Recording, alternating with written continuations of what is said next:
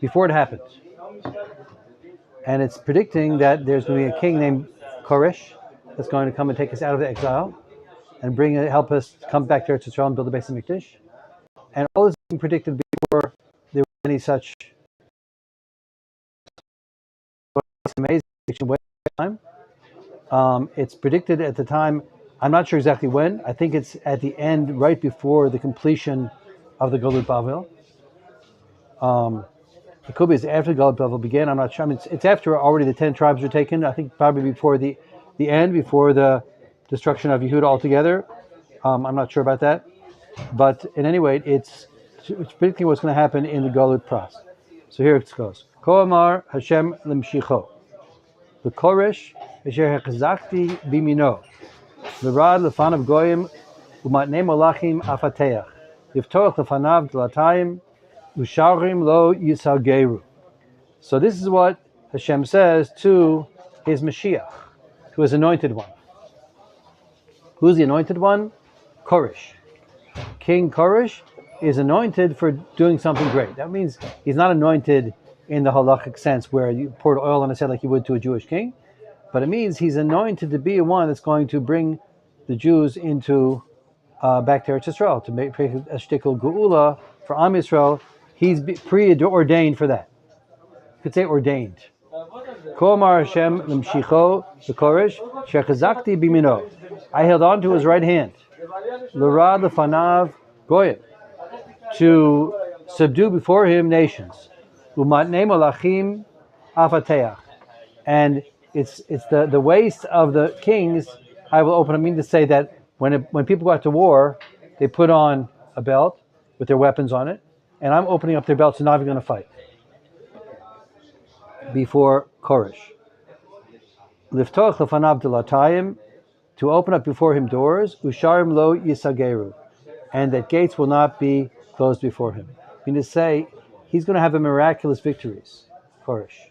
He's going to do this unbelievable conquering of all these kingdoms, and nobody will stand before him, and it will be with my help, Hashem says. Ani lefanecha elech, vadorim ayashar, dalatot nechusha ashaber, v'chei barzel agadea. I will go before you, and hadorim ayasher, and the crooked places I will make straight. Dalatot nechusha ashaber, I will break doors of copper, ubrichei barzel agadea, and locks of iron I will bust open. Meaning to say, nothing will stand before Koresh. All the different, the gates and the locks and the whole systems and the crooked paths that they make in front of a city in order that the kings couldn't get in, those are all going to be smoothed out before you, and no one will stop you, Koresh, as you conquer all these nations, cities and nations. Natati lecha otzrot choshek umatmune misarim. Laman teda ki ani Adonai hakoreh b'shemcha Elohei Yisrael. I gave you otzrot, choshek, like treasures in the dark, hidden treasures. You'll find them. Umatmune misarim, and the hidden things, they'll be uncovered before you. You'll find all the hidden treasures and uncover them. In order that you'll know that I am Hashem, hakoreh b'shemcha, that's calling out to you. I am Hashem that's guiding your path, making everything successful for you miraculously. Elokei Yisrael. All that, why is I doing that for you, Koresh? Because I'm Elokei Yisrael. It's all for Am Yisrael. I'm making you successful. You're the ones who are going to bring the Jewish nation back from the Galut of Pras, which didn't start with him. He's going to be the one that's going to have all this success, and we'll successfully be able to go and bring us back to Eretz Yisrael. So that's what Hashem is going to do all that. So this is an amazing prophecy, and so he explains here. Look further, going further. Laman avdi Yaakov Yisrael b'chiri, yekra lecha b'shmecha achancha v'lo yudatani. Why am I going to do this? I'm going to make you successful for the sake of my servant Yaakov. So my servant Yaakov, whenever the Torah is talking about Jewish nation, when they're in their lower level, they call them Yaakov. So he's my servant. Yaakov means they were serving me on the lower level. They weren't in such great place at this time at all. Galus Pras, Yisrael Bechiri, but they're called Israel is a higher name. The Yisrael from the aspect that I chose them.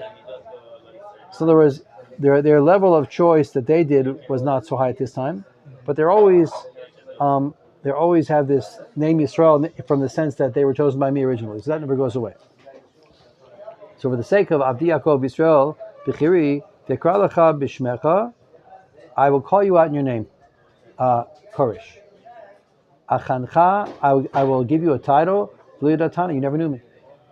Like out of nowhere, it's not like Koresh served Hashem and Hashem answered him. Like Koresh had a relationship to Bono Shalom. He was doing Hashem's Torah, or he was doing Hashem's service, and then Hashem came and helped him. No, Koresh didn't know anything about Hashem. But Hashem came and helped Koresh for the sake of Am Yisrael. Okay, now in the next pasuk, so it starts a very interesting thing. What happens here is, and I'm explaining now according to the Malbim. It's a very long Malbim discussing this. It's explaining here about how to understand Hashem in the world. And the reason why it's doing this is because it's referring to the Galut Pras.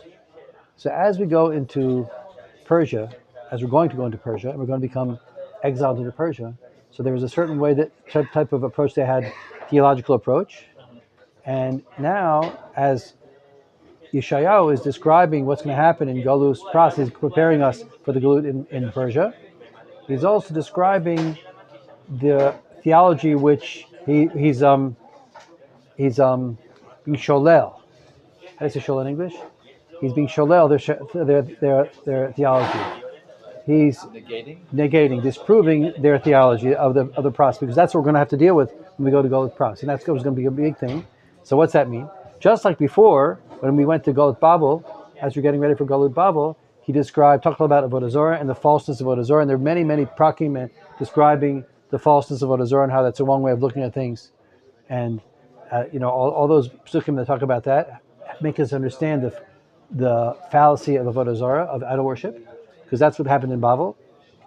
Now, as we're getting ready to go into Persia, the Persian exile, he's describing to us the fallacy of the Persian religion. Now, what was the Persian religion? Persian religion was Zoroastrianism. So they believe that there's two gods. There's a God of good and the God of evil. And so why did they think that? Because they thought that you see there's good things in the world, there has to be a source for that, which makes sense. So what's the source? The good things, so there's a good God. And there's evil in the world, and there's a source for that. What's the source for evil in the world? That's a spiritual source in evil also. A bad God. And there's two gods, and they're constantly fighting with each other. Like we see in this world, evil and good are fighting together. It comes from the higher source. And in the end, the good will win.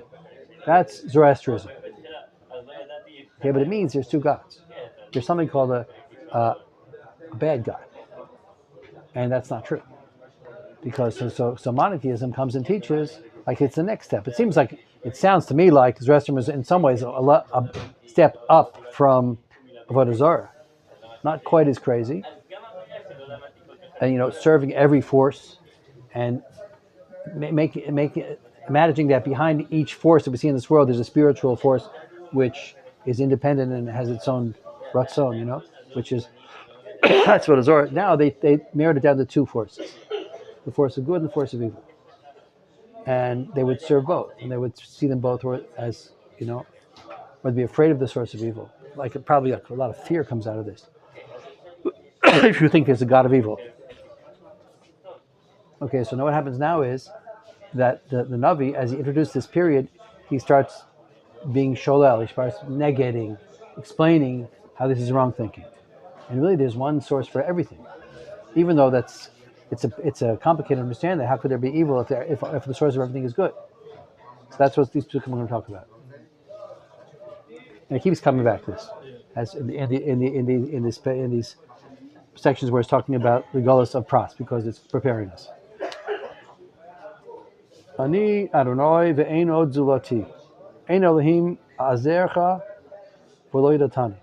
I'm Hashem, and ve'ein od zulati. There's no one else besides me. Ein Elokim. Oh no, I'm sorry. No, wait a bit. Ani Hashem ve'ein od. I'm Hashem. There's no other. Zulati ein Elokim. Besides me, there's no Elokim.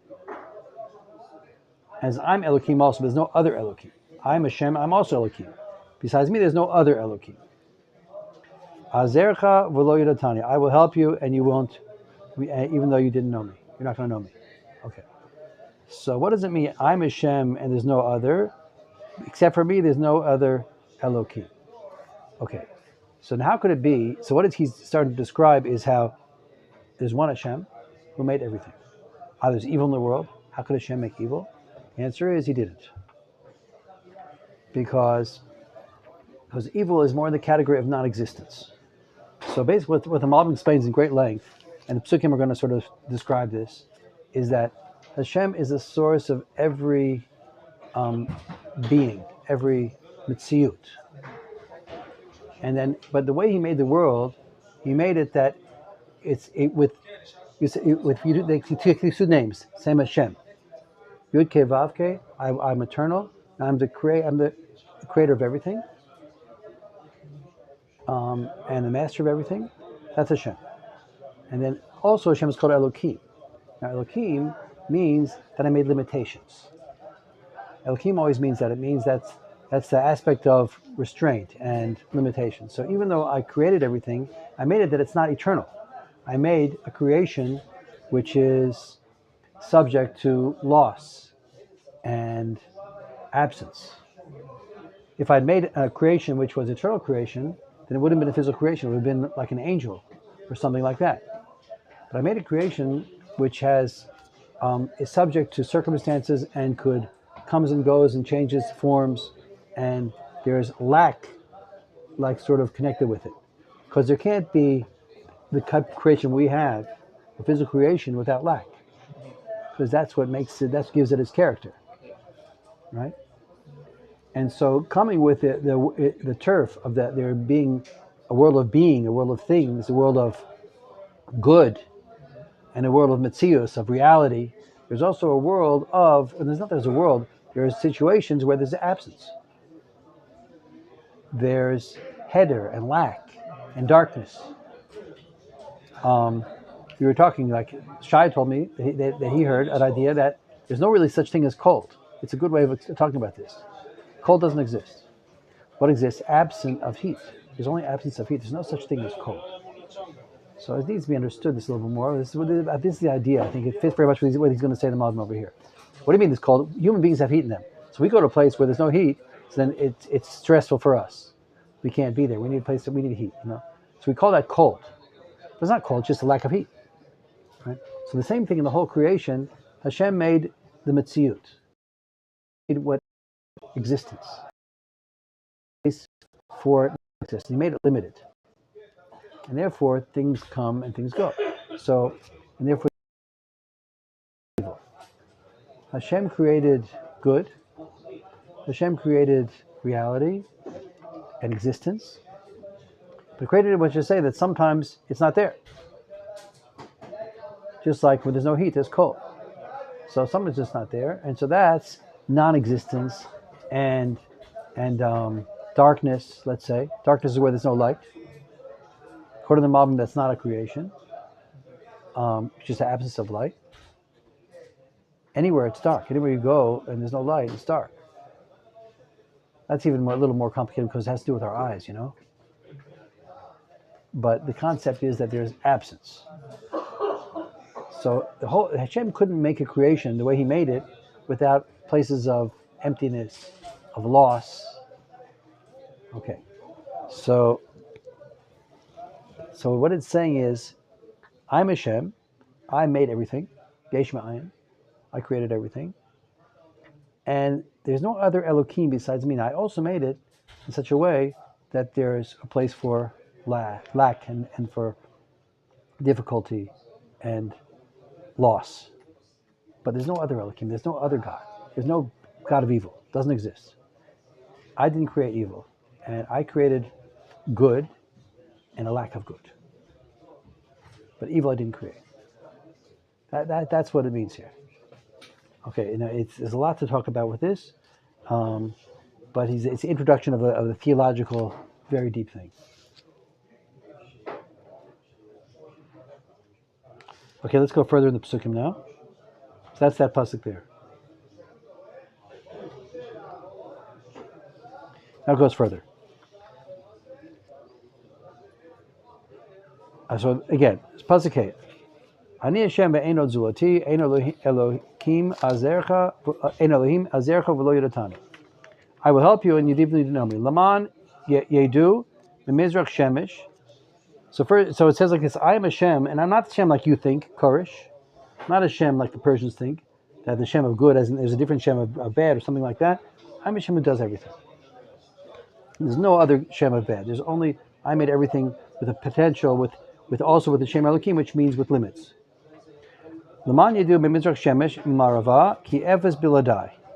Ani Adonai ve'ein od. In order that they should know from the place where the sun rises to the place where the sun sets, the whole world, ki efes biladai. There's no one else besides me. Ani Hashem ve'ein od. I'm Hashem, and there's no other. There's no other force behind everything. There's only one source of everything. That's Hashem. So now it goes further. Yotzer or uvari choshek. I formed light, and I created darkness. Osei shalom, I made shalom, uvore ra, and I created ra. Ani Hashem osei kol eila. I'm the one who did all this. Okay, now this pasuk, it's interesting. Now, like when we in the tefillah, when it quotes this pasuk, it says Yotzer or uvore choshek, osei shalom, uvore esakol. The sages changed the pasuk. They didn't want to say ubore ra. The pasuk here says Yotzer or, I fashioned the light, ubore choshek, and I created the darkness. Osei shalom, I made the shalom. Ubore ra, created the evil. Ani Hashem osei kol eila. I'm the one who did all these. Now, from the pasuk, it sounds like Hashem created evil, as if evil is a creation, and it's not. That's not the pshat, but it sounds like that. So because of that, in Chakrit, in the tefillah, it says Yotzer or uvore choshek, osei shalom uvore etakol. It changes it. In the tefillah, it doesn't say Borei Ra, which would be faithful to the pasuk. It changes. It says osei etakol. I do everything. Why does it do that? Because of what the Malbim is explaining here. Because Hashem didn't. Because Ra is not something that exists. It's a lack of existence. And so, even though it says I created it by what? Making limitations in what exists. And as a result, when what exists moves away, automatically the non-existence comes in. And so he says like this. I'm going to tell you a little more in the Malbim. It's a little bit deep. I can't tell you all of it, but Yotzer, whenever it says the word Yotzer, there's three words of creation here. Yeah. There's bara, yatzar, and oseh. Right. So bara is made. The Malbim says over here in the expression of the words, he says bara means yesh me'ayin, something that didn't, some total absence of existence to existence. Ex nihilo, they say in Latin, right? There was nothing, and then Hashem made it. That's how Hashem made the world. So that's bara.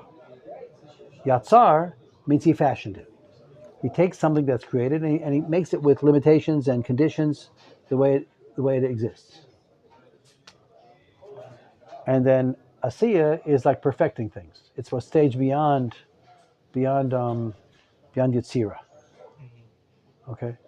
Now, but the main point here is, and it's a little bit difficult. It's difficult to know how to read it, but the way the Malbim explains this is, Hashem made the Or, he was Yotzer the Or. Yotzer Or is one of the creations. Or comes from the sunlight, right? And the sun is physical.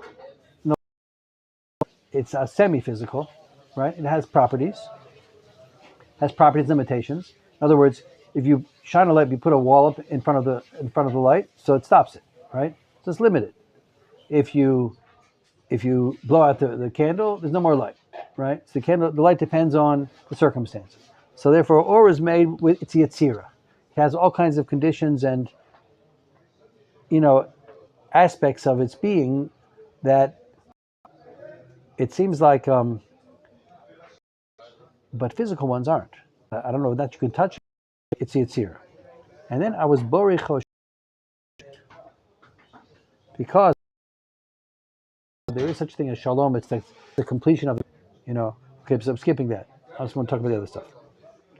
Ubore Ra, and it created Ra. Now, it doesn't mean Hashem created evil, because that would mean, how could a good Hashem, who's Kulo Tov, create evil?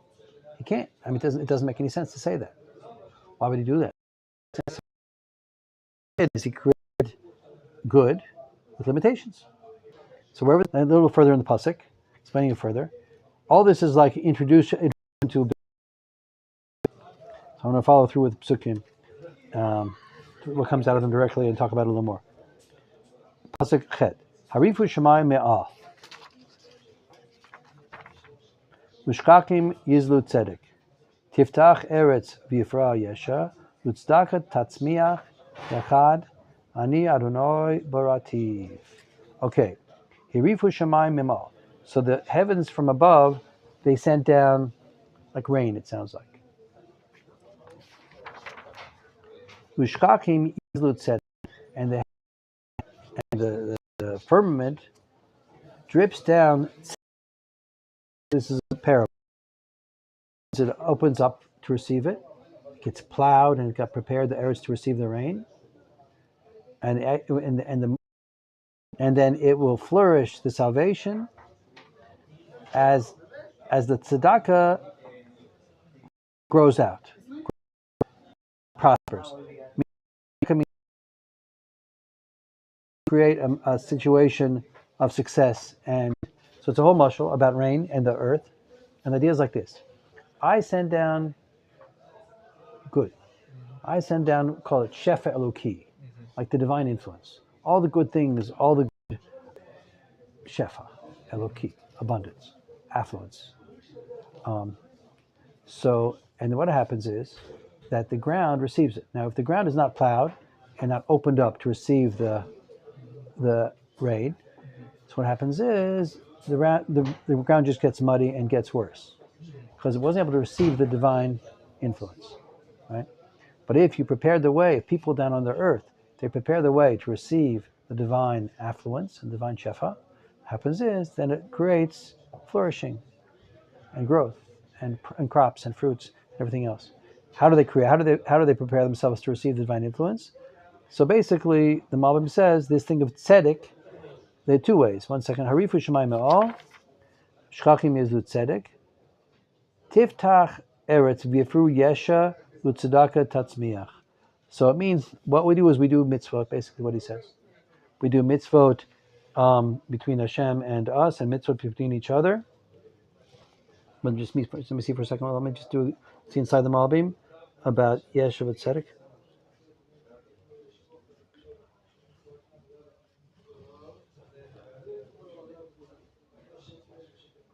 So the shefa, the tzedek goes down from above. That's the shefa eloki. That's the divine influence.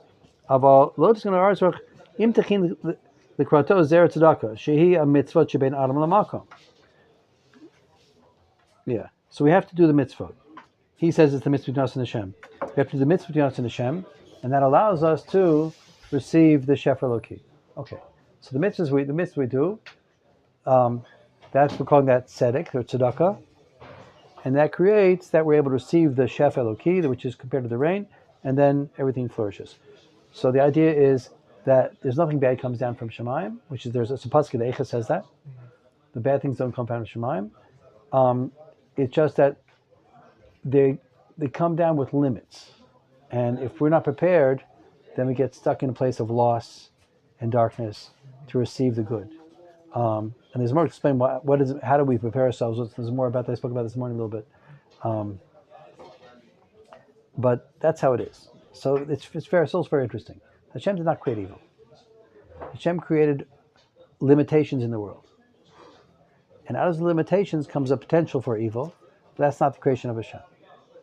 But the good is. Hashem makes good, Hashem makes prosperity, etc., etc. It needs more explaining. Let's go a little further in Psukim. We'll talk about it more. Hoi Rav es et yotro, cheres et charse adama, hayomer chomer liyotro, ma taseh, ufa'alcha en yadayim lo.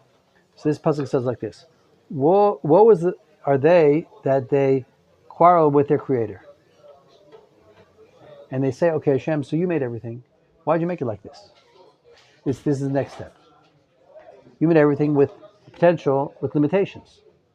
you made us physical, you made a physical world, and everything physical, anything with particular properties has limitations.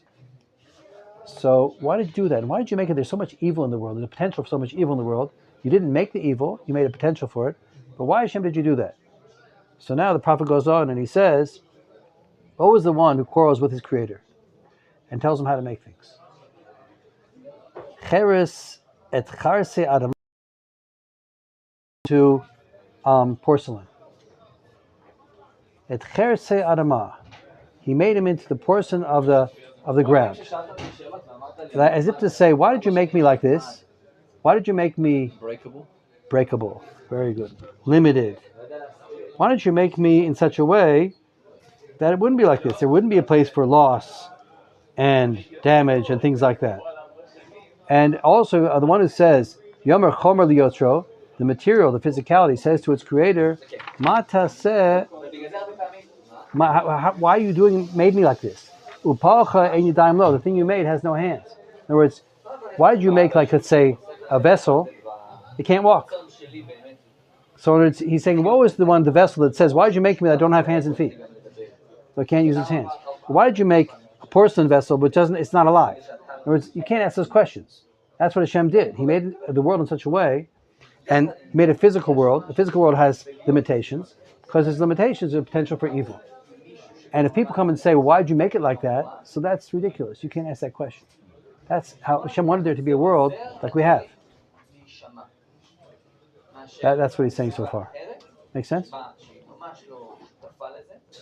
Like there wouldn't be a world, the world as we know it, without certain limitations. And when there's limitations, there's a place for loss and darkness and things like that.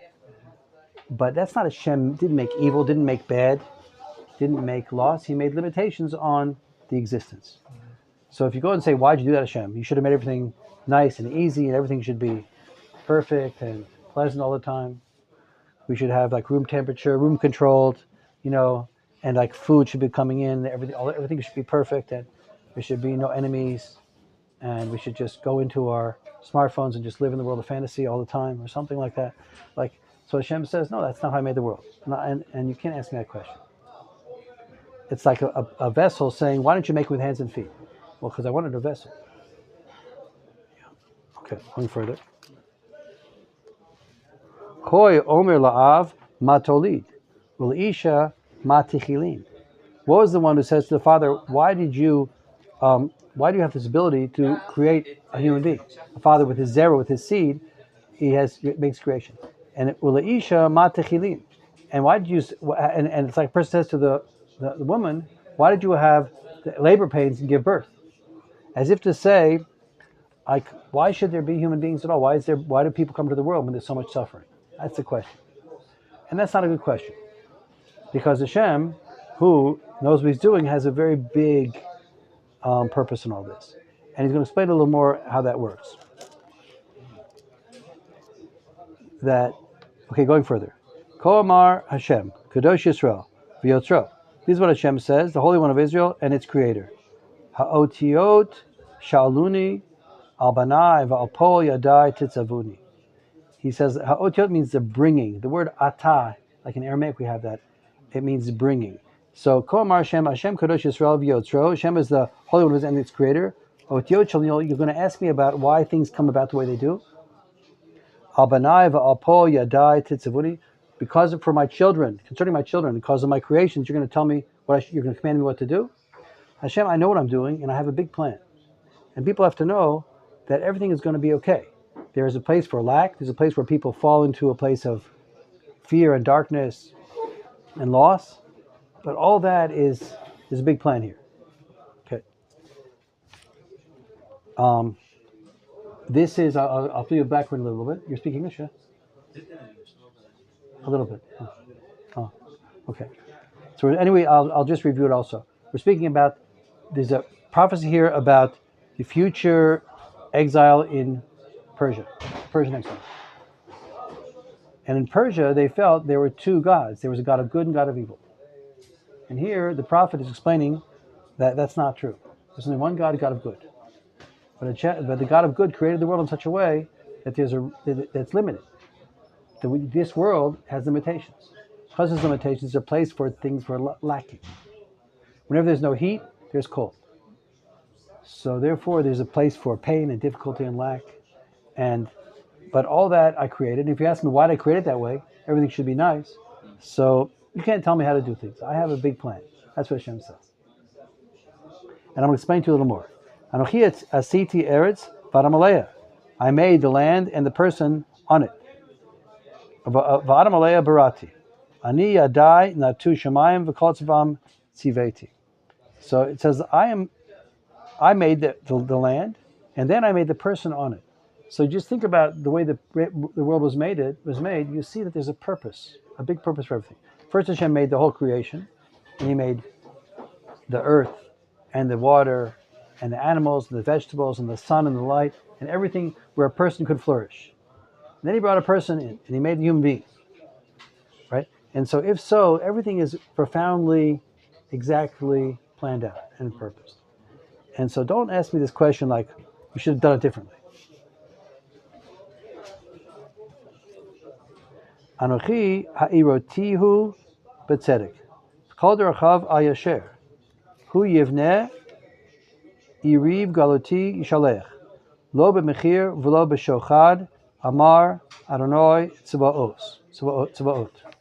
So it says like this. So I ha'irotihu. I aroused Koresh. I'm going back to Koresh. I aroused him to go, and after he conquered the nations, which I also enabled him to do, I aroused him to bring back the Jewish nation to Eretz Yisrael. I aroused him to the righteous act of bringing back the Jews to Eretz Yisrael and to building the base of Mikdash. All of his ways I will make straight. Hu yivneh iri, a city. Hu galot. Jewish nation back Eretz Yisrael. Lo b'mechir v'lo b'shochad amar Hashem tzavakot. He won't do it because of a price. No one paid him to do it. He won't be bought off with a bribe to send back the Jews to Eretz Yisrael. He's going to do it because Hashem aroused that desire in him. So that was a divine thing. Like, why was he merited that? Because that was the plan from the beginning. So already you're hearing a little bit the answer here. You see, the two things are connected. Like, we had a terrible lack. We went into Galut.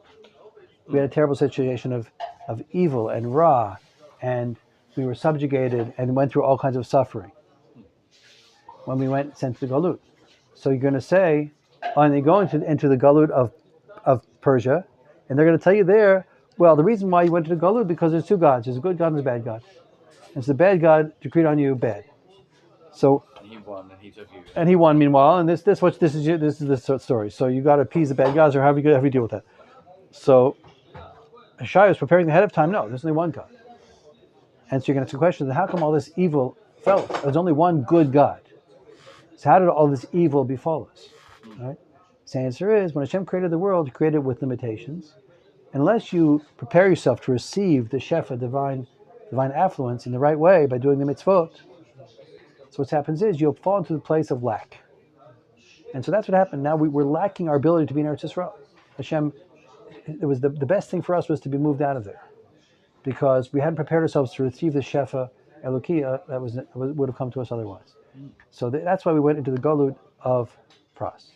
And what is Hashem telling us? And you think, now why did you make it that way? Hashem says, I have a big design here.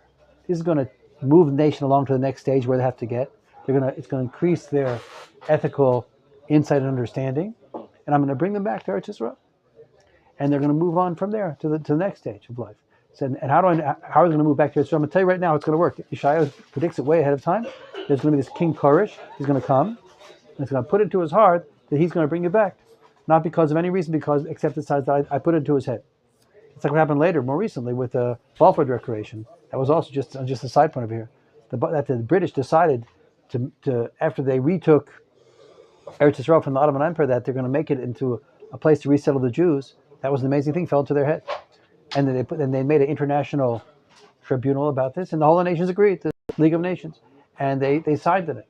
And so it was something exceptional, sort of what happened with Koresh. That again, they brought us back somewhat, Afterwards, they all regretted it. There a lot of them went back on it. But so how did they ever do it? It was divine. Anyway, so it's, but putting that aside, going back to our main point here. Our main point is that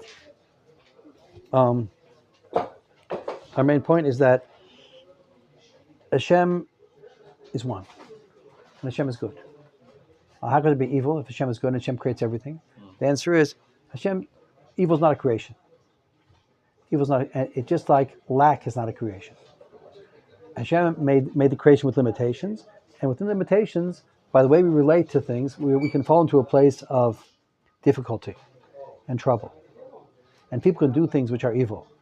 There's that potential with human beings to make choices. We're calling them evil. But Hashem didn't do that. That's not Hashem's word. But it's our choice, yeah. It has to do with us using our choice to create the ability to receive the good and not get lost in confusion and illusion and go into a place of bad. So okay, so that's the beginning over here. And then let me just read these other psukim real fast, and we can talk more a little bit. Ko mar Hashem Yegia Mitzrayim Usachar Kush Usvaim Anshe Mida Alayich Yavoru V'lach Yiyu Acharayich Eilechu Bezikim Yavoru Ve'layich Yishtachavu Elayich Itpalalu Achbach El Ve'ena Od Eves Elohim. So very interesting pasuk. Now it's describing. It sounds like what's going to happen when we return to Eretz Yisrael. That's what it seems like. There's a little bit of discussion in the Mefarshim here, but I'm following the Malbim. It sounds like what's going to happen here is we're going to come back to Eretz Yisrael. We're going to build the base of Mikdash, and all the nations from Mitzrayim, from Cush, they're going to come. They're going to bring us their merchandise, and they're going to, and also their workers, their laborers. They're going to come, and they're going to go start serving us. And even the people that have come with chains, like servants, they're going to come, and they're going to start bowing down to us, and they're going to start praying, and they're going to pray, and they're going to say, "You're God," to us. Ve'ein od efes Elokim, and there's no other gods. Okay, so what that means is like this: that people are going to recognize there's going to be this great miracle when they come back to Eretz Yisrael, and the nation will come, and they're going to sort of start becoming subjugated to us. Going to see that there's a God of Israel. You're going to see that, and they're going to go, and they're going to start. They're going to say, they're going to call us God. It doesn't mean that we're actually God. It means that we see that God is behind us. So they're going to get mixed up about that. They're going to their service as an intermediary. It sounds almost like Christianity, right? That's interesting. I'm not sure if it means that. What is Israel? If Israel is a man, that's Christianity. Yeah. If Israel is a nation, that's Yahadut. No, but serving us is not correct. We're not El. They're going to call us God. No. So but Klal Yisrael is. It's not God. No, it's not. But for the nation. But we're the ones that are close to God. Hashem is guiding us, and you can see that Hashem guiding us. You can't see that anywhere else and to that degree. So anyway, so they're going to come with this big subjugation for us. Now, the truth is, I think this develops, what I understand is that some of these prophecies came true in the times of Koresh, and some of them didn't. So some of them, because of our choices then, they didn't come true yet, and they're going to come true later in the third, and during the third base of Mikdash. So that's interesting, because you don't see that, you don't hear about that, all that, the subjugation of, like what happened is we sort of went down and down. We built a base of Mikdash, we had a Malchut, that went down and came back. Eventually we had a Malchut, by the Chashmah we had a Malchut. We did that. Kohanim, they're not Melech David. But it was still a Malchut. Anyways, but during the time of prophecy, we didn't have an independent Malchut, and also he went back, he didn't really follow Hashem's desire 100%. He made it very limited. His control, he maintained a lot of control, didn't empower us over all of Eretz Yisrael. So some of the prophecies didn't come true. Now we're going to see that later. Or I don't know if we'll see it, but that's what develops. Some of them came true, some of them didn't. But how all prophecies has to come true, that's true. So they come true later. That depends on our choice when they come true, some of them. Okay. So that's how we learn it over here.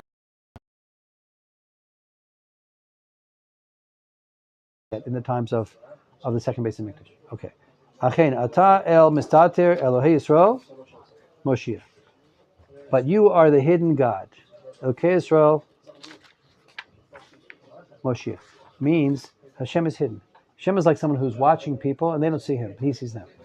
So when we had the situation of Galut Pras, what it means, it's like we didn't see Hashem there. But he's watching us the whole time. And Hashem is all good, and he's bringing things around that there'll be that the Yeshua will come back. He's going to bring us back to Eretz Yisrael. So Hashem is Kel Mistater. He's the God that hides. He's always watching us and moving it along the way he wants to move it along. A few more psukim here. Just a few. Boshu v'gam nichlamu kulam yachdav halchu beklima charashei tzirim. He says, Boshu v'nichlamu. You should be embarrassed and ashamed. All those that go with shame, halchu beklima charashei tzirim. The one who form, I think, idols. I believe that's what it means. Form idols.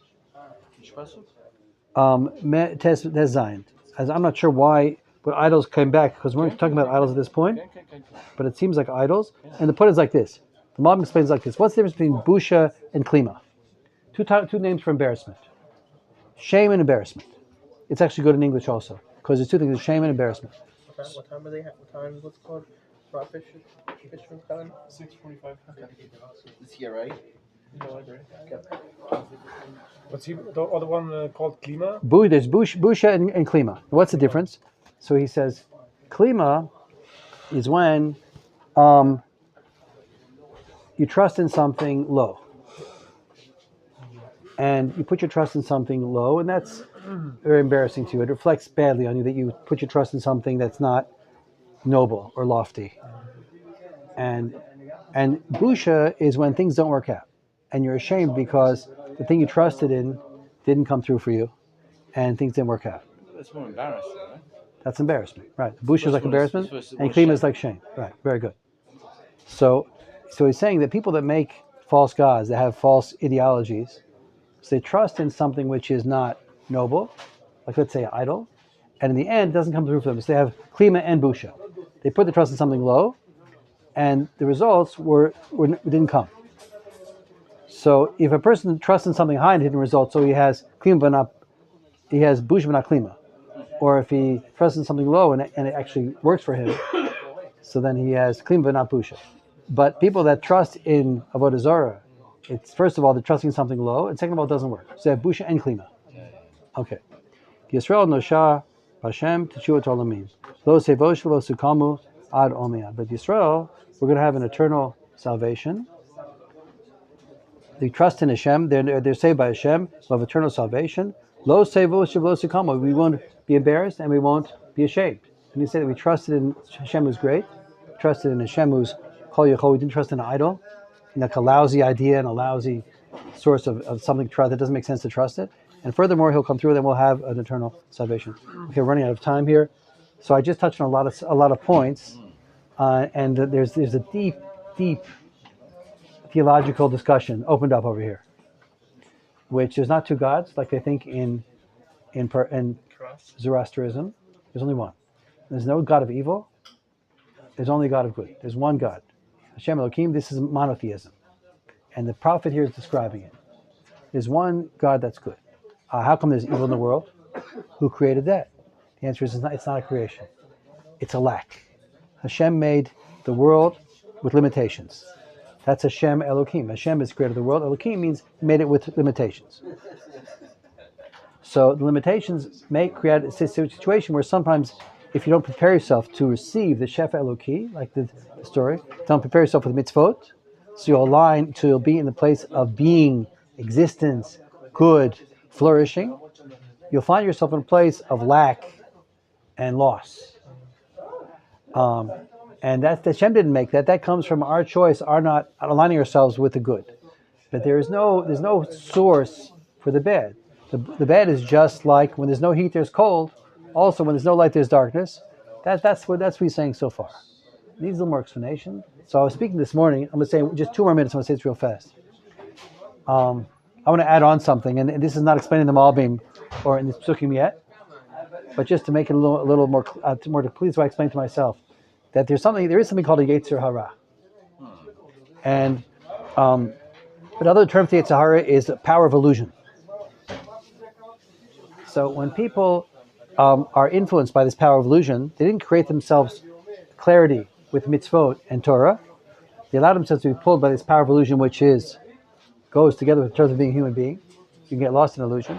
So you think that you're you get lost in the place of lack. You think that you're lacking things. You don't realize you don't focus on what you have, you focus on what you don't have. Like, why do people kill, steal, adultery, everything? Because they think that what they're getting, what they have now is not good enough. They feel an inner lack because we're creations and creations have limitations, but they don't know what to do with that. And they go and they follow some kind of imagination that they'll fill their lack with this and that, and they do evil things. But Hashem didn't create the evil. Hashem created the lack. And he didn't create the lack. He made the yesh, the existence, with limitations. And that manifests as a lack.